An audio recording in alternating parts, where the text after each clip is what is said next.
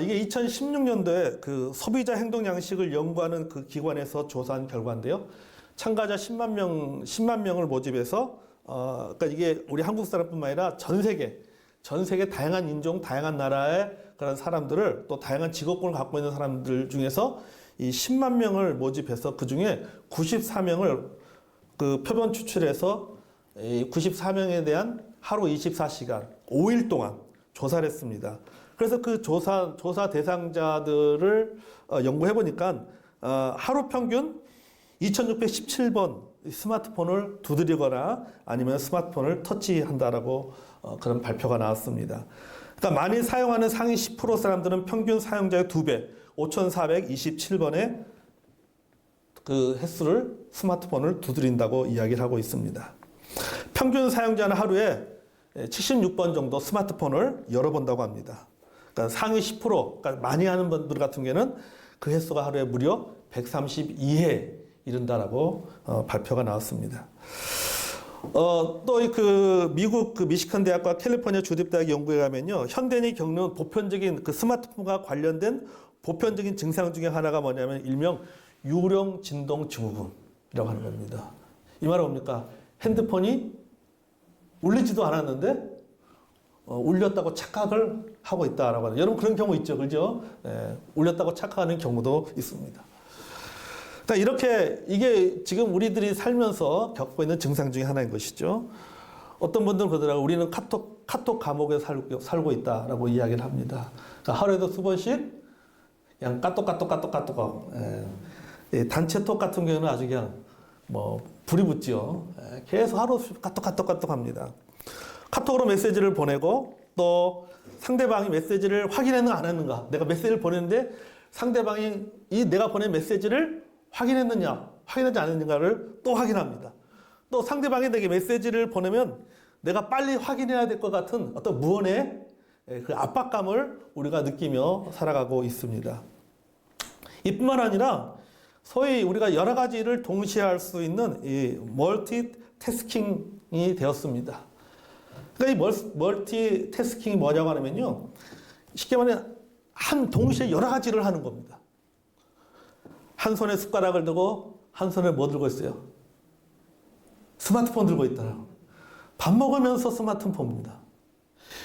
앉아서 TV 보면서 스마트폰 가지고 메시지 확인하고 또 뭐 메시지를 보내든지 그렇게 합니다. 핸드폰 통화하면서 운전합니다. 햄버거 먹으면서 컴퓨터 작업을 합니다. 화장실에서 볼일 보면서 뭐 스마트폰으로 웹서핑을 하기도 합니다. 이렇게 인터넷과 스마트폰이 우리를 이렇게 만들어 버렸다는 거죠. 이 디지털 기술이 우리를 편리하게 만들어 줬지만은 사실은 이 그 디지털 기술로 인해서 우리의 삶이 바빠지고 참으로 우리가 복잡하게 되었다라고 하는 것입니다. 그럼 과연 이렇게 우리가 한 번에 동시에 여러 가지 일을 하는 그것이 과연 좋은 현상이고 그것이 일의 효율성을 높이느냐라고 하는 질문에 내 과학자들은 말하기를 아니다라고 얘기하고 있죠. 자료에 보니까요, 내 과학자들이 말하기를 뭐라고 하냐면 인간은 한 번에 두 가지를 동시에 처리할 능력을 가지고 있지 않다라고 말합니다. 동시에 여러 일을 하는 것처럼 보이지만은 실상은 두 가지를 번갈아 처리하고 있을 뿐이다라고 하는 것이죠. 그러니까 우리가 착각하고 있다는 거예요. 내가 동시에 여러 가지 일을 하고 있는 것처럼 생각하지만은 그건 착각이라는 것이죠. 그냥 이 일하다 저 일하다가 이렇게 하는 것뿐이지 동시에 여러 가지 일을 하고 있는 것은 아니다라고 말하고 있습니다. 한 번에 한 가지 일만을 할 수 있게 했다라고 하는 것이죠. 그런데 이런 우리의 어떤 한 번에 한 가지 일을 해야 될 것이 우리의 능력인데 그 능력을 초과해서 한 번에 여러 가지 일을 하려고 하다 보니까는 뭐 하는 거예요? 피곤한 거죠. 피곤하고 지칩니다. 그래서 우리는 사람들의 피로에 쩔어 살아가 있습니다. 피곤에 쩔어서 우리가 살아가고 있습니다. 그래서 한병철 교수는 피로사회라는 책에서 이렇게 말했어요. 네, PPT 넘겨주세요. 네. 자, 같이 읽어볼까요? 더 많이 일하면 더 높은 성과를 인정받고 더 많은 보상을 얻는다. 그렇게 하라고 강요하거나 시키는 사람이 없건만 나는 나의 자유의지로 죽도록 일하고 그 결과로 죽을 만큼 피로해진다. 이 피로사회라는 책에서 이분이 이렇게 지적을 했습니다. 여러분 저 책이 굉장히 유명한 책이죠. 우리 사회는 지금 피로사회가 되었다라고 말하면서 저희 한병철 교수가 그 책 안에서 이런 내용을 쓴 거예요. 그러니까 죽을 만큼 일하고 죽을 만큼 피로해지고 있다라고 하는 것이죠. 디지털 세상이 우리를 이렇게 만들어 버렸다는 것입니다. 우리를 바쁘게 몰아가고 있어요. 그래서 우리는 이런 일들을 해서 우리를 피곤하게 만듭니다. 영혼을 지치게 만들고 있습니다. 영적으로 하나님과 동행하는 삶에 있어서 정체를 가져왔습니다. 산만하고 분주하고 중심을 잃어버렸습니다. 아주 얕은 영성으로 그냥 신앙, 어떻게 보면 우리의 신앙은 그냥 근근히 신앙을 우리가 이어가고 있는 거예요. 근근히 믿음 생활하고 있습니다. 기도하며 하나님과 교제하는 시간 자체도 아예 적거나 그 시간들을 우리가 갖지 못하고 있습니다. 하나님과 관계를 맺고 있지만 사귐의 깊이가 없습니다. 우리가 하나님 앞에 기도한다고 하지만은 기도한다고 하면서 하나님 앞에 이런저런 말 다 쏟아놓고만은 실상은 그 기도가 하나님과의 소통이 아니라 하나님과의 주고받는 그런 기도의 대화가 아니라 일방적인 소통에 불과합니다. 우리는 쏟아놓지만은 하나님의 음성에는 우리가 기울이지 않고 있다라고 하는 것이죠. 그래서 우리는 지친 것입니다. 우리는 지쳐서 살아가고 있습니다. 그럼 이 지친 사회 속에서 피곤한 사회 속에서 우리가 어떻게 해야 될 것인가? 우리가 잘 알고 있는 마태복음 11장 28절 30절 말씀입니다. 같이 읽겠습니다. 시작. 수고하고 무거운 짐진 자들아 다 내게로 오라. 내가 너희를 쉬게 하리라. 나는 마음이 온유하고 겸손하니 나의 멍에를 메고 내게 배우라. 그리하면 너의 마음이 쉼을 얻으리니 이는 너 명예는 쉽고 내 짐은 가벼우니라 하시니라. 아멘. 자, 이게 본문의 말씀처럼 우리가 수고하고 지치고 피곤한 우리가 하나님 앞에 매일 나가야 됩니다. 아멘. 앞에 매일 나가야 되는 거예요. 이게 뭡니까? 이것이 바로 오늘 설교의 제목입니다. 바로 매일 기도입니다. 우리가 매일 하나님 앞에 나가서 뭘 해야 됩니까? 매일 기도해야 되는 거죠. 아멘. 자, 그럼 우리가 매일 기도가 뭔가 우리가 한번 좀 생각해 보겠습니다. 첫째, 매일 기도라는 것은 뭐냐면요. 여러분, 매일 기도를 영어로, 우리가 일반적인 영어로 표현하면 데일리 프레어입니다. 데일리 프레어이죠. 그러나 신앙적으로 매일 기도는 데일리 프레어가 아니에요. 신앙적으로 매일 기도는 뭐냐? 데일리 오피스입니다. 프레어가 아니에요. 오피스예요. 그럼 왜 데일리 오피스라고 표현하는 이유가 있습니다.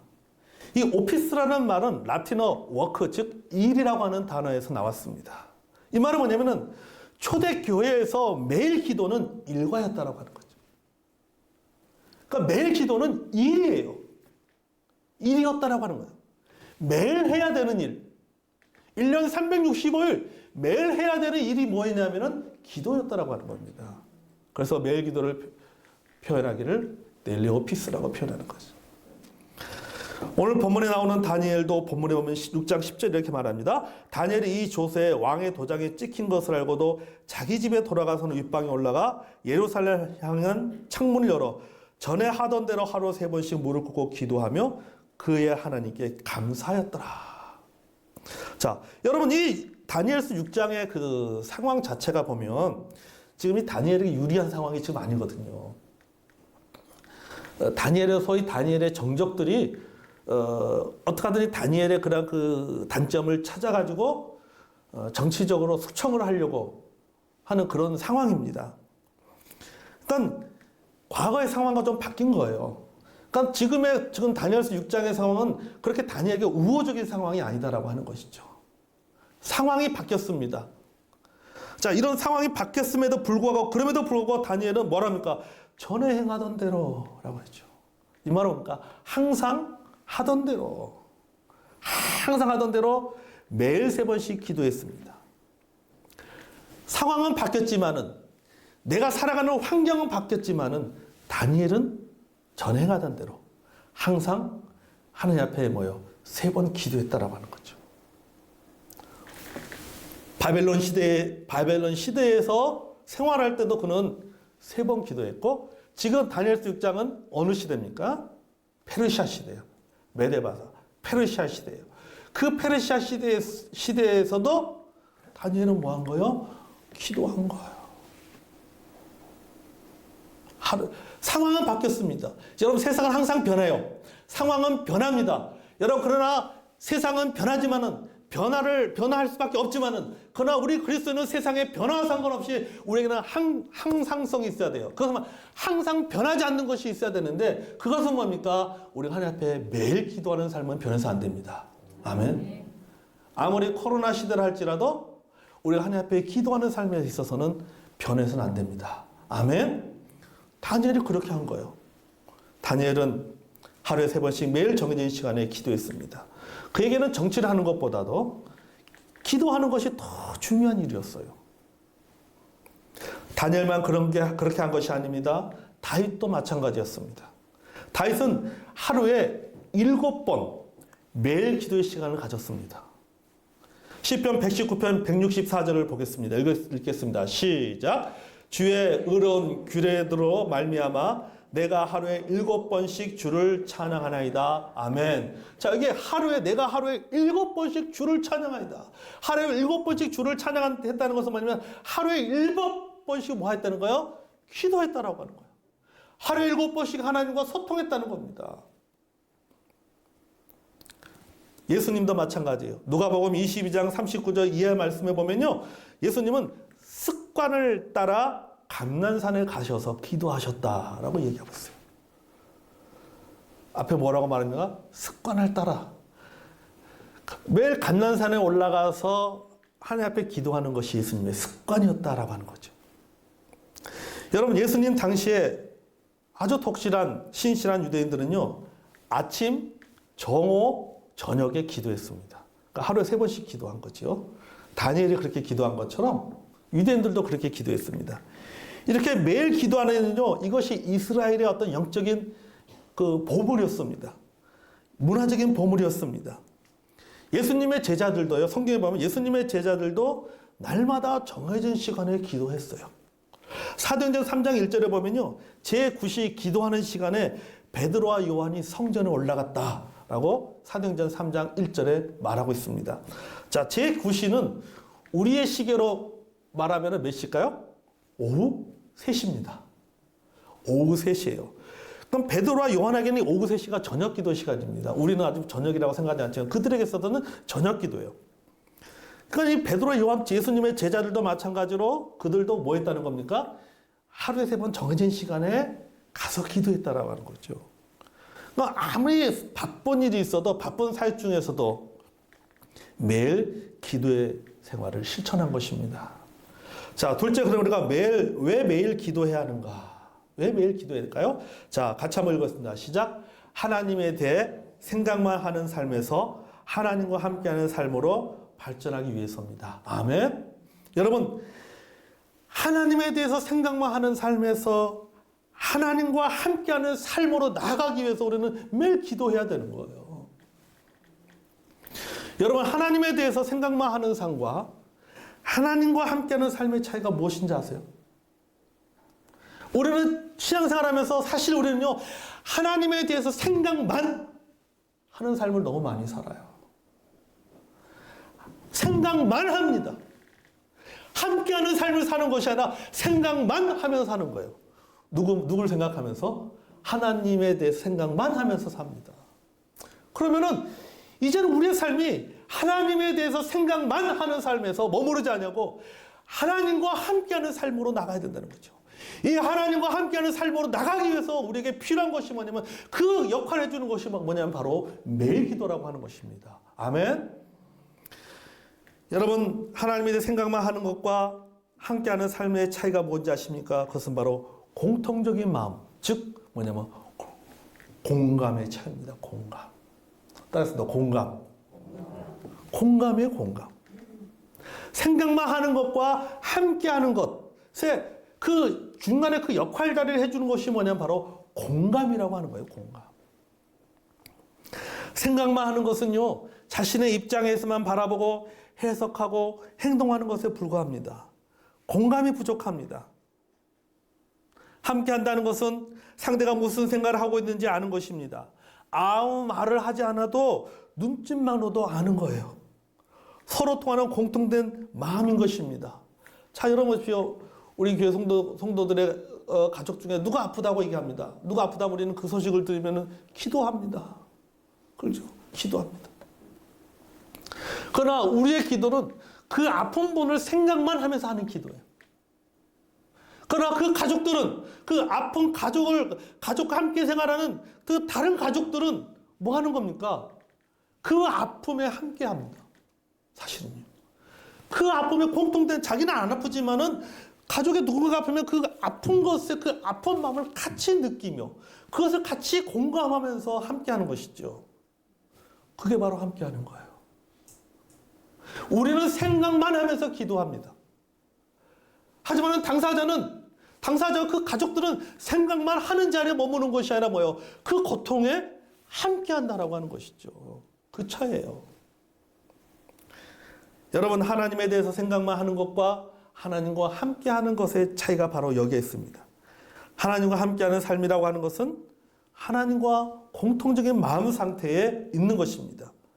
마치 우리가 주기도문의 일부처럼 하나님의 뜻이 하늘에서 이루어진 같이 땅에서 이루어지는 것처럼 하나님의 뜻이 내 뜻과 통하고 또 하나님의 뜻과 내 뜻이 서로 같이 이루어진 상태, 소위 말해서 이신전심, 이게 바로 하나님과 함께하는 삶이에요.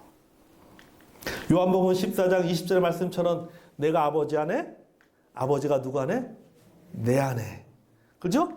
너희가 내 안에, 내가 너희 안에 있는 것과 같은 상태. 그렇잖아요. 서로가 있는 것 같아.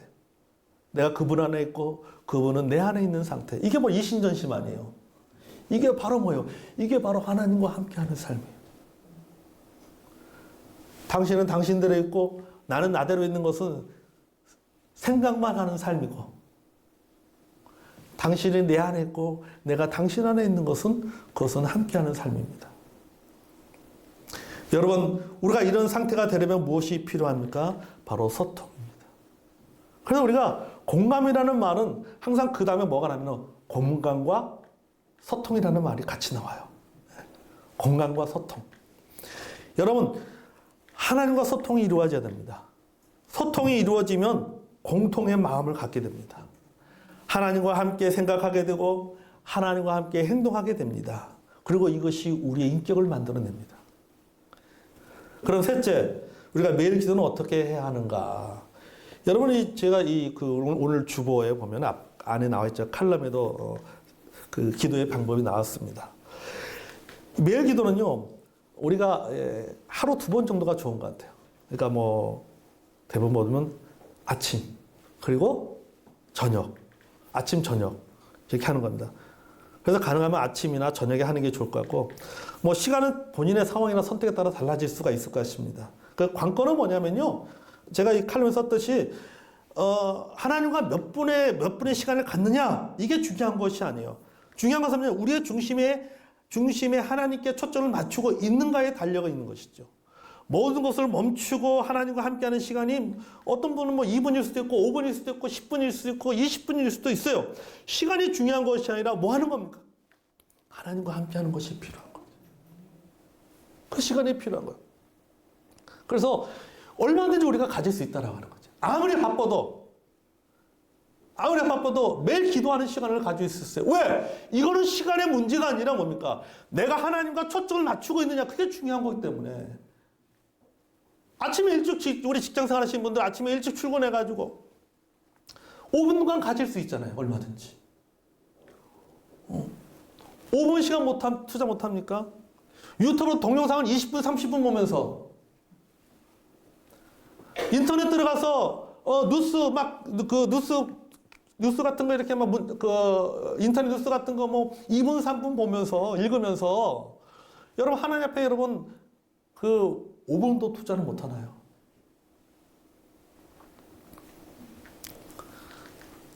잠시 멈추고 하나님 앞에 여러분 우리가 얼마든지 시간을 투자해서 매일 기도를 가질 수가 있다고 하는 것입니다. 아멘. 자, 그래서 매일 기도는 우리가 3가지로 구성되어 있습니다. 자, 복잡하게 생각할 필요 없어요. 첫째는 침묵과 멈춤으로 마음 잡기. 자, 이게 마음 잡기는 뭐냐면 정신을 차리고 마음을 모으는 것입니다. 자, 내가 분주했던 것들 다 내놓고 내가 마음을 생각에 분산됐던 것들을 하나로 모으는 것이죠. 활동을 멈추고 마음을 모아서 하나님께 주의를 기울이는 것입니다. 이게 매일 기도로 나아가는 첫걸음이죠. 내가 침묵 속에 멈추고 침묵 속에 내 마음을 닫고 모든 것들을 잠시 중단하고 모든 생각을 내고 오로지 하나님만 우리가 생각하는 거죠. 두 번째는 말씀 묵상하며 나아가기입니다. 여러분, 기도하며 하나님께 반응하기 위해서 우리가 주의 말씀에 귀 기울여야 됩니다. 성경의 본문을 선택하되 잊지 말아야 될 것은 써놨잖아요. 적을수록 많다. 적을수록 뭐야? 좋다. 라고 하는 것이. 이 말은 우리가 성경의 본문을 너무 길게, 여러분 이 시간은 뭡니까? 성경 공부 시간이 아니에요. 성경을 연구하는 시간이 아닙니다. 아주 짧은 본문을 가지고 그 말씀을 내가 천천히 읽으면서 곱씹어보는 것이죠. 그리고 그 말씀을 기도로 들어가는 다리로 삼는 거예요. 그러니까 내가 하나님 앞에 나가기 위해서 하나님 앞에 소통하기 위한 그 다리 역할로 무엇이 되는 거예요? 말씀이 되는 거죠. 말씀. 셋째는 뭡니까? 말씀으로 기도하기입니다. 여러분, 말씀과 기도를 연결하는 방법은 아주 탁월한 방법입니다. 그래서 많은 믿음의 영적인 거인들은요, 이 방법을 즐겨 사용했습니다. 묵상한 말씀을 그대로 그것을 기도로 옮겨가지고 자신의 말로 바꾸어서 하나님 앞에 기도했어요. 여러분이 만약에 나 이렇게 하는 게 힘들고 어렵다라면 가장 좋은 게 시편의 말씀. 시편의 말씀으로 기도하는 거예요. 시편에. 여러분, 시편의 말씀은 자기 말로 고치는 겁니다. 시편의 말씀 1편이면 복 있는 사람 악인의 꾀를 쫓아내며 죄인의 길에 서지 않으며 그 말씀으로 하나님, 제가 악인의 길을 쫓지 않냐고 죄인의 길에 서지 않게 하여 주시옵소서. 기도하는 것이죠. 그 하나님의 말씀을 내 말로 바꾸어서 그 말씀을 가지고 기도하는 것입니다. 하나님 말씀을 자신의 말로 개인화시키는 것입니다. 그러니까 여러분, 그 매일 기도에는요, 특별한 경우에만 하는 것이 아니라 우리가 이렇게 얼마든지 이렇게 일상생활을 할 수 있다라고 하는 것이죠. 내가 한 번도 안 해봤다, 어렵다. 우리는 늘 항상 기도할 때 뭘만 기도합니까? 우리 항상 내 입을 열어서 하나님 앞에 아뢰는 것만 기도합니다. 하나님의 음성을 들으려고 하지 않고 우리는 처음부터 일방적인 소통만 하면서 우리의 기도를 끝낼 때가 참 많이 있는 것이죠. 그러나 이제는 우리가 한 번쯤 반대로 해야 될 필요가 있어요. 내가 하나님 앞에 기도하는 것이 아니라 뭘 듣는 거요? 하나님께서 내게 말씀하신 것을 듣는 것. 말씀하는 것. 여러분, 이렇게 우리가 이런 세 가지 방법으로 매일매일 여러분 하나님 앞에 기도하는 기도로 나아가시길 바랍니다. 아멘. 지금 우리에게는요, 매일 기도가 필요합니다. 그냥 내 영성이 근근히 버티는 영성이 아니라 예수님과 사귐 있는 영성이 되기 위해서는 매일 기도의 삶이 필요합니다. 이렇게 매일 기도하는 것은 성경적인 전통이며 하루 중에 항상 첫 번째 해야 될 하나님의 일인 것입니다. 아멘. 그러므로 여러분, 매일 기도하시기 바랍니다. 매일 기도하는 삶을 살 때 우리는 하나님에 대해서 생각만 하는 삶이 아니라 하나님과 함께하는 삶을 살게 될 줄로 믿습니다. 아멘. 아침, 저녁. 여러분, 긴 시간을 하겠으면 가장 좋겠지만 내가 그런 긴 시간을 낼 수가 없다면 짧게라도 아침과 저녁 좀 내가 하던 일을 좀 멈추는 시간이 우리는 필요해요. 그렇지 않습니까? 그냥 앞만 보고 달리고 그저 내 앞에 막 일만 하려고 정신없이 살았지, 진짜 자기 자신을 이렇게 돌아볼 수 있는 시간을 거의 갖지 못합니다. 진짜 자신을 저는요, 우리가 진짜 우리 자신을 돌아보는 시간이 필요해요. 자기 자신을. 하나님 앞에서 내가 서서, 하나님 앞에서 1대1로 서서 내 자신을 돌아보는 시간이 필요해요.